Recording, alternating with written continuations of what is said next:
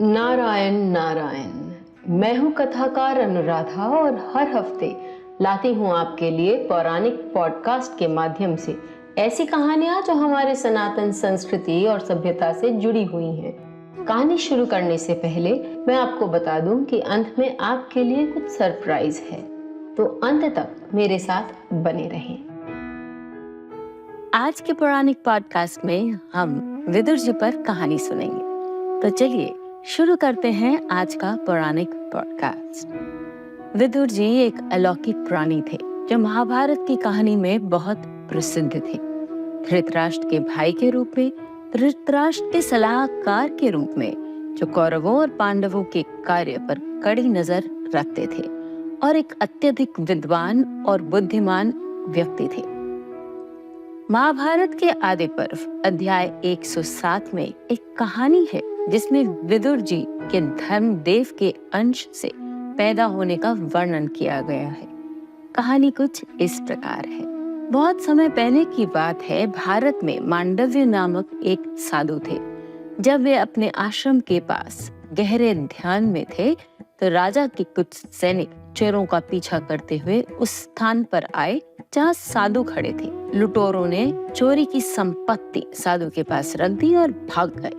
राजा के आदमियों ने साधु और चोरों को पकड़ लिया। राजा ने उन्हें त्रिशूल से मारने का आदेश दिया। चोर त्रिशूल से मर गए, परंतु मांडव्य नहीं मरे। राजा ने त्रिशूल देखा और मांडव्य को त्रिशूल पर से घसीटते हुए नीचे उतरवाने का आदेश दिया, जिससे साधु की मृत्यु हो गई। साधु धर्मदेव के पास गए और उन्होंने पूछा कि त्रिशूल की सजा भुगतने के लिए उनका क्या दोष था। धर्मदेव ने उत्तर दिया कि यह सजा उन्हें बचपन में किए गए एक क्रूर कार्य के लिए दी गई है।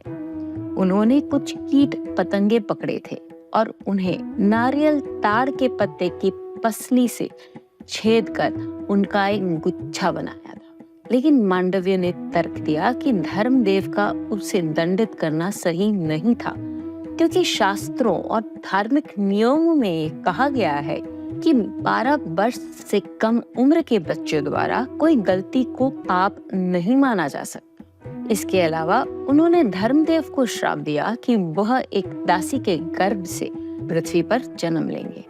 तदनुसार धर्मदेव ने अंबिका और अंबालिका की दासी के गर्भ से जन्म लिया। परिणाम स्वरूप विदुर का जन्म धृतराष्ट्र और पांडु के भाई के रूप में हुआ। धृतराष्ट्र, पांडु और विदुर ने अपने युवा दिन भाइयों के रूप में हस्तिनापुर में बिताए। उनके गुरु भीष्म थे। विदुर ने वेद शास्त्र, पुराण, इतिहास आदि भी सीखे तथा साथ ही तीरंदाजी, गदायुद्ध, तलवारबाजी, कुश्ती, हाथियों को नियंत्रित करना आदि जैसे एक राजकुमार को जो शिक्षा प्राप्त होती है वह भी उन्हें प्राप्त हुई।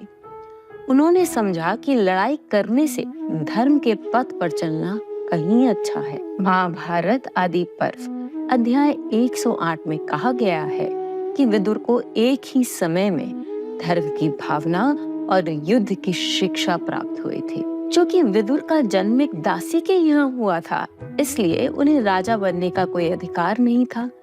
जब वे बड़े हुए तो उनके लिए पत्नी ढूंढने का कर्तव्य भीष्म पर आ गया। उस समय राजा देवक के महल में एक दासी पुत्री का पालन हो रहा था।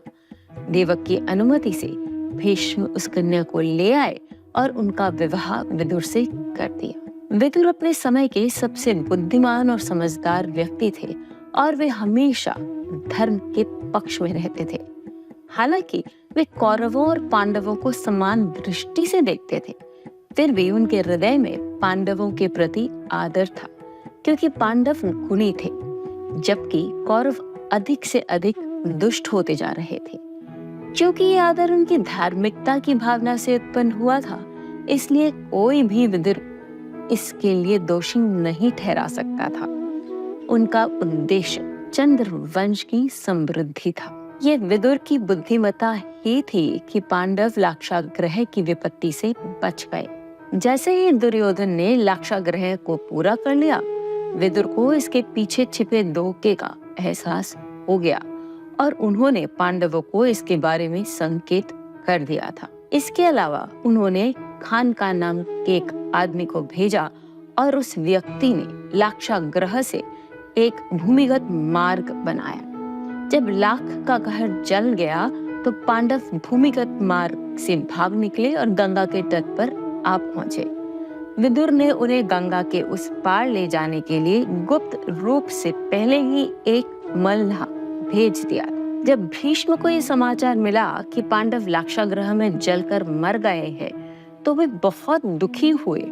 महाभारत आदि पर्व अध्याय 149 में उल्लेख है कि विदुर ने गुप्त रूप से भीष्म को सूचित किया था कि पांडव जीवित हैं। इस कहानी से हमें ये समझ आता है कि विदुर जी धर्मदेव के अवतार थे। जीवन के बारे में विदुर जी की सीख और टिप्पणियों को विदुर नीति से अच्छी तरह से समझा जा सकता है। महाभारत में उनका उल्लेख मिलता है। इससे व्यक्ति को सुखी, शांतिपूर्ण और धार्मिक जीवन जीने की मदद मिलती है। ज्योतिष के दृष्टिकोण से दशमी तिथि को जन्मे लोग अपने रिश्तों में न्यायप्रिय होते हैं और धर्म का साथ कभी नहीं छोड़ते। स्पष्ट रूप से सही बात बोलने में वे कभी नहीं कतराते हैं। नक्षत्रों और ज्योतिष के बारे में अधिक जानकारी के लिए आप मेरे YouTube और Spotify चैनल्स देख और सुन सकते हैं। आज का हमारा पॉडकास्ट बस यहीं तक। आज की कहानी हम यहीं समाप्त करते हैं। आपके आसपास ऐसे बहुत से लोग होंगे जो अपनी संस्कृति से जुड़ना चाहते हैं। उनके साथ ये कहानी WhatsApp या किसी भी सोशल मीडिया प्लेटफॉर्म पर शेयर करें और सनातन कहानियों को लोगों तक पहुंचाने में मेरे इस उद्देश्य को पूरा करने में मेरी मदद करें। मैं आपकी कथाकार अनुराधा फिर लौटूंगी एक ऐसे ही पौराणिक कथा के साथ। नारायण नारायण।